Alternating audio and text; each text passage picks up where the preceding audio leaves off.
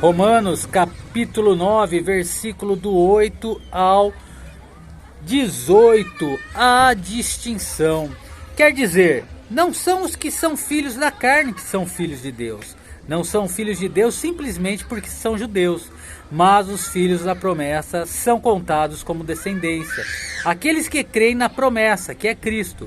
Porque a palavra da promessa é esta, diz respeito à fé, não às obras. Porque este tempo virei, e Sara terá um filho. Abraão não é o fundamento principal, e quanto a isso, nem Sara ou Isaac, só a promessa, que ao final se faria presente em Cristo. E não somente esta, ele dará agora outro exemplo, mas também Rebeca, quando concebeu de Isaac, nosso pai.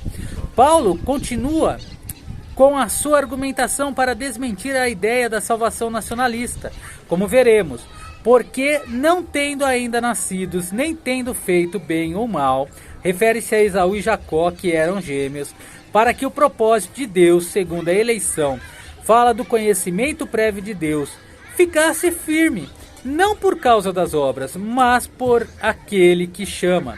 Isso revela toda a base do modo como Deus trata com os homens e o modo como ele opera. E foi dito a ela, refere-se ao Senhor falando com Rebeca em Gênesis 25, 23. O maior servirá o menor.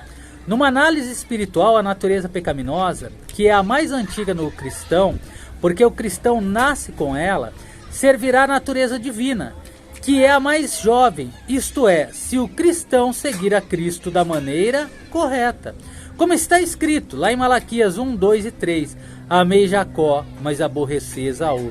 Isso não foi um capricho, Deus não amou indiscriminadamente Jacó, nem ele desprezou indiscriminadamente Esaú.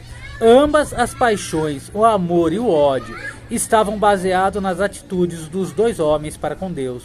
Que diremos, pois? Isso tem a intenção de refutar a afirmação de que Deus foi injusto em sua disposição para com Jacó e Esaú. Que a injustiça da parte de Deus, de maneira nenhuma. Não há injustiça da parte de Deus, que pelo conhecimento prévio vê a atitude desses dois jovens e julga de acordo. Pois diz a Moisés, compadecer-me-ei de quem me compadecer, e terei misericórdia de quem eu tiver misericórdia. Êxodo 33, 19. Deus tem misericórdia e compaixão daqueles que cumprem suas condições. Assim, pois, isso não depende do que quer, nem do que corre.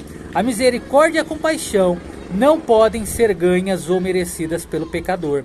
Em consequência, isso exclui totalmente a sua salvação pelas obras. Mas de Deus que se compadece. Deus manifesta a sua misericórdia com base na aceitação de Cristo e da cruz.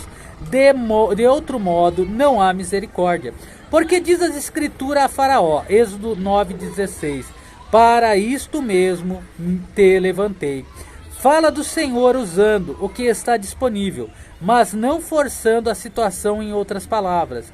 Deus não predestinou Faraó a adotar uma postura de rebelião, fazendo com que ele não tivesse escolha na questão. Para mostrar em ti o meu poder e para que o meu nome seja anunciado por toda a terra. Como já dito, Deus usou a teimosia de Faraó, que foi a própria escolha de Faraó, para glorificar o seu nome, o nome de Deus. De maneira que tem misericórdia de quem ele quer. Deus sempre terá misericórdia daqueles que aceitam suas condições. E endurece a quem ele quer.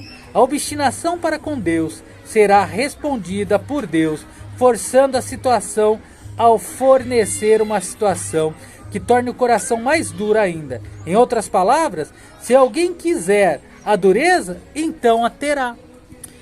Forte e firme a palavra do Senhor, e não há quem mude.